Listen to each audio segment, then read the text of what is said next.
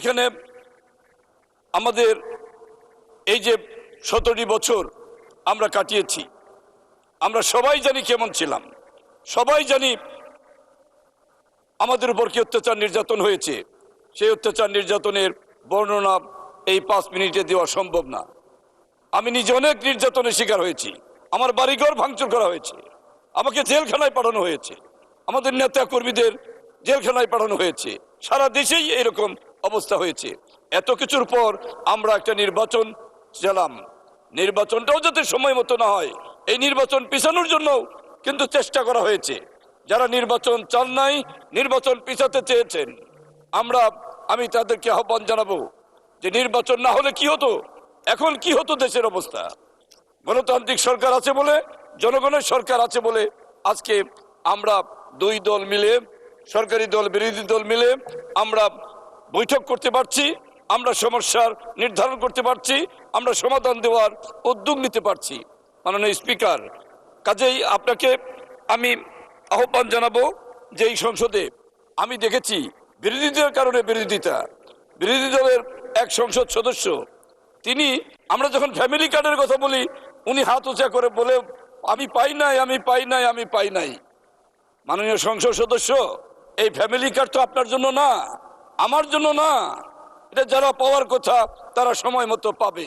কিন্তু আমাদের কাছে মানুষ জিজ্ঞেস করে ফ্যামিলি কার্ড আমরা কবে পাবো, কিন্তু মানুষ কিন্তু আমাদের কাছে জিজ্ঞেস করে না ভেস্তের টিকিট কবে পাবো, একথা কিন্তু জিজ্ঞেস করে না ভেস্তের টিকিট কবে পাবো।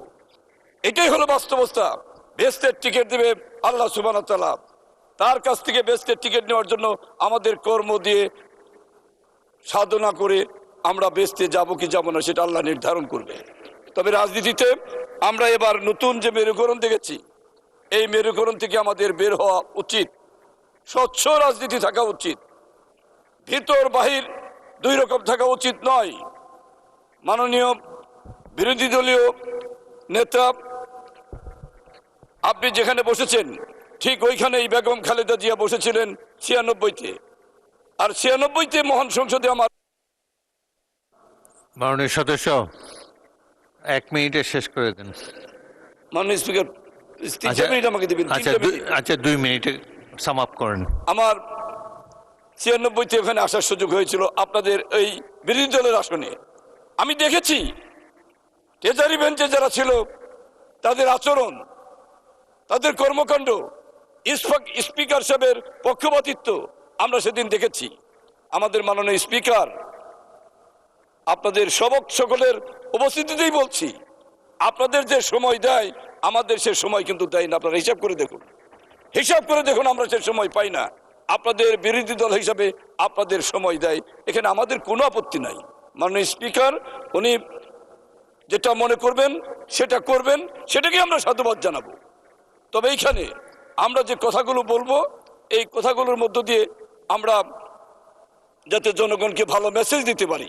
সরকারি দল বিরোধী দল এখন এক হয়ে যদি আমরা কাজ করতে না পারি কখন করব? আপনাদের মধ্যে আরেকটি জিনিস আমি লক্ষ্য করি, যেটা আপনারা অনেক জায়গায় আমাদের এলাকায়ও দেখি, যে শহীদ মিনারে যায় না, আবার স্বাধীনতা দিবসে এসে আলোচনায় অংশগ্রহণ করে। মাছ খাই না, মাছের ঝোল খাই। মাননীয় স্পিকার, ওনারা মাছ খান না, মাছের ঝোল খায়, মাছের ঝোল খাইতে চায়। মাছের ঝোল খাইলে চলবে না, মাছ খাইতে হবে আগে। মাছ ছাড়া ঝোল হয় না, মাছ ছাড়া ঝোল হয় না। ওই শহীদ মিনার ছাড়া দেশ স্বাধীন হতো না। ওই শহীদ মিনারের মধ্যেই লুকিয়ে আছে 52-র ভাষা আন্দোলনের শহীদদের স্মৃতি, 71-এর শহীদদের স্মৃতি ওই শহীদ মিনারে ঝুলে আছে। কাজেই আমরা এখানে সম্মান প্রদর্শন করি, আর আপনারা সেখানে যেতে চান না কেন এটা আপনারাই জানেন, যাওয়া না যাওয়া আপনাদের ব্যাপার। তবে আমি মনে করব যে এখন আর এই হিসাব নিকাশ না করে আসুন গণতান্ত্রিক দেশে গণতান্ত্রিক দৃষ্টিভঙ্গি যেটা আমাদের